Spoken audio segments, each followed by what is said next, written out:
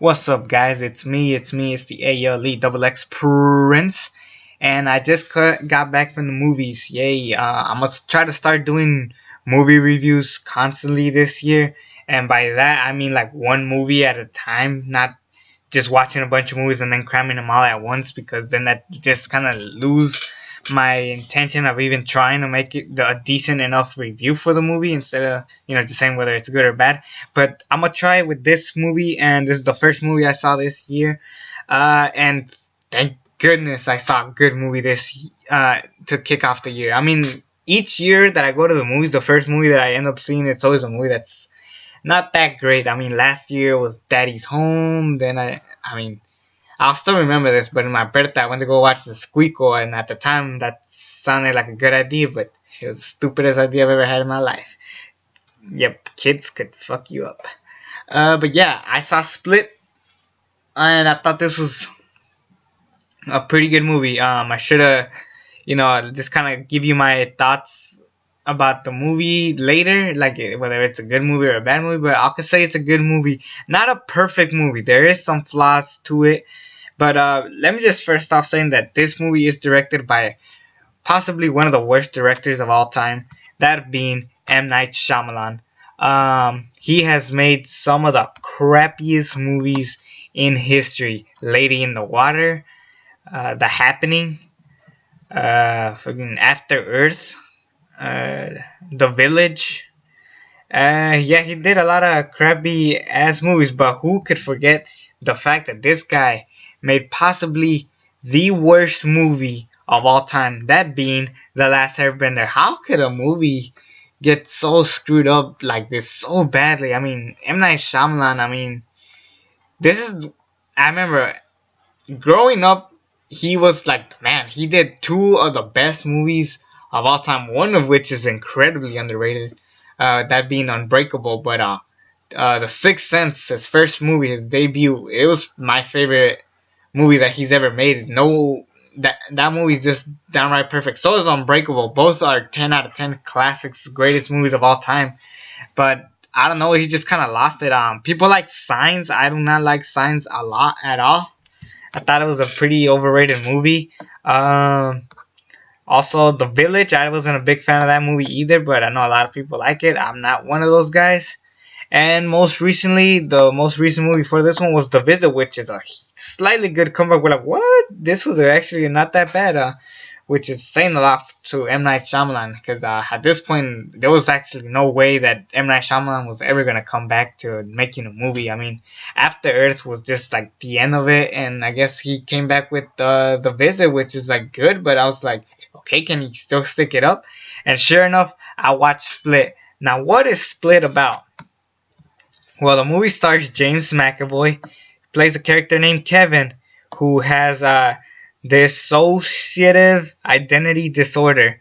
Basically, he has like a huge brain damage, and he has 23 different personalities. So there's like 23 different characters, and they keep switching back and forth. And then you kind of got to figure out who he's playing as. But eventually, he kidnaps 3 girls. And, he kidnapped them, and he just takes them for whatever reason, because, of course, this guy's delusional. And due to that is, as he kidnaps 3 girls, he goes to a psychologist for the most of the movie. And the psychologist, she calls herself the crazy old lady from The Happening. Her real name is Betty Buckley. Her character's name is Dr. Karen Fletcher, yes. And, basically, she wants to study how James McAvoy works in this movie. And there's only 3 good actors in this movie. First of all, of course, like I said, the doctor was pretty good. Not great, I'll say. You could take her plot of the movie and it won't matter, because, it won't matter if you take her off the movie. It won't hurt the movie that much. However, they do need, to work on timing. This is what the movie needs to work on, timing, which I'll get to the negatives later. But also, Anya Taylor-Joy, who was in The Witch, I believe, she did a really good job in the movie. I thought she was the best out of the 3 girls who got kidnapped. She's kind of like the leader of the team, and I like her story, how she's trying to understand James McAvoy's character and try to use him against him. And let me just start off by saying, even though the year just started, it's gonna be impossible to top the Best Actor of the Year without talking about James McAvoy in this movie. What a perfect casting ever! Almost not ever. I won't say ever, but like almost in a while. I mean, you talk about Deadpool being, I mean, Ryan Reynolds being the best Deadpool. Like you can't see anybody else casting it, which is kind of easier to say with superhero movies. But and this is no superhero movie. This is a freaking horror film, and the whole freaking I mean, I can't see anybody else playing James McAvoy. Maybe Jake Gyllenhaal, but like he's kind of his own person in Nightcrawler. Uh, and I don't know. This is just a really, really good movie. Because of like how the whole James McAvoy is like the best part of this entire movie. He carries the whole movie with him, and it's just like without him, this movie would have flopped, and it could have been another one of those shitty ass M Night Shyamalan films. But it wasn't. It was a pretty solid movie. I'm not gonna say it's a great movie because the biggest problem with this movie is timing. It's a really simple story, which I like simple stories when they could go creative with the stories.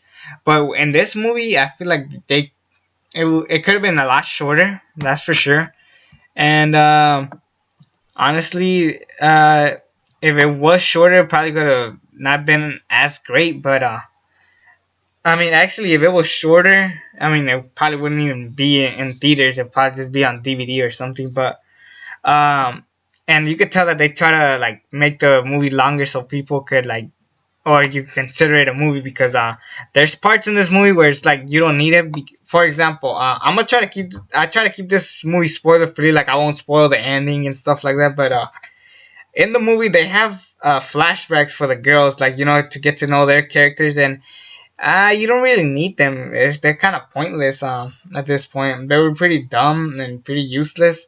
But yeah, like I said, the most part you just needed to watch this movie and just see and understand it for what it is. I think if you just see it as that, then this is a pretty fun movie. Again, this movie is, like I said, it's really slow for the most part. But again, James McAvoy carries it when it needs to get picked up. He kind of picks up the flops that we see in the beginning, and then it makes the movie very great. I mean, and yeah, I think I mean, there's really nothing more to say about this movie except watch it if you're into the old school M Night Shyamalan movies. I mean, for me personally, this is my favorite M Night Shyamalan movie since Unbreakable. Yeah, it took that long, from 2000 or 2001, whenever that movie came out. It's been a while since we've seen a really good James McAvoy movie. Well, actually, it wasn't even, like I said, this movie ain't like the greatest thing of all time, but if you actually look at every M Night Shyamalan movie, this is a masterpiece. But if you actually look at it as like a movie of all time, it's really enjoyable and you'll really like it. But I don't see it being a phenomenon unless if years go by and then more people start talking about it, more thinking about it, and then you say, yeah, this was actually a really good movie. And honestly, if M Night Shyamalan just sticks to movies like this, and just kind of slowly pick it up, and then this could be easily be M Night Shyamalan's career comeback. You started in The Visit, and now we have it here, and I'm just glad that this guy is finally making a decent, enjoyable movie. Again, it's not a Sixth Sense, it's not an Unbreakable, but it's getting close to there. We definitely don't want another Happening, any Last Airbenders, any After Earths. Fuck that. Just watch this movie if you're into it. I'm gonna give it I'll give it a B plus. Originally I was gonna give it an A minus, but seeing all the problems that I had with the movie, I have to tone it down to a B plus. 8 out of 10. I think that's a fair grade to give a movie like this. Yeah, again, go watch it. It's a really fun movie. If you're into the horror genre, which I personally am not. I'm not a horror guy. I hate going to horror films, but for some reason I decided to go to this one. Yeah, I hate horror films, but I mean, when you convince me to go to the theater, I'm pretty sure it's worth it.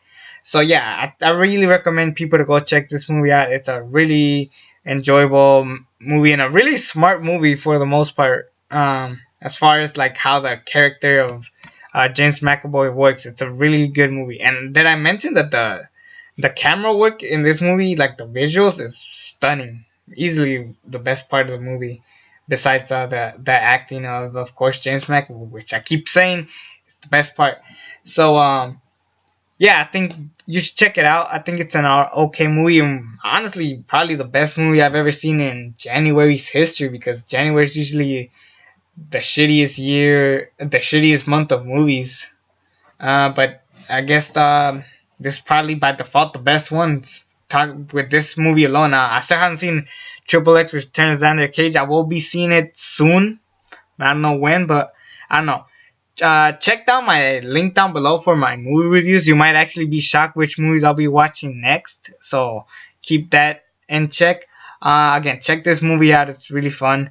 I think that'll be it for this review. It's me, the ALE Double X Prince. Subscribe to this channel if you haven't already. Share this to all your friends. I want to, make it to something great in 2017. Again, it's me, ALE Double X Prince. And until then, I'm out.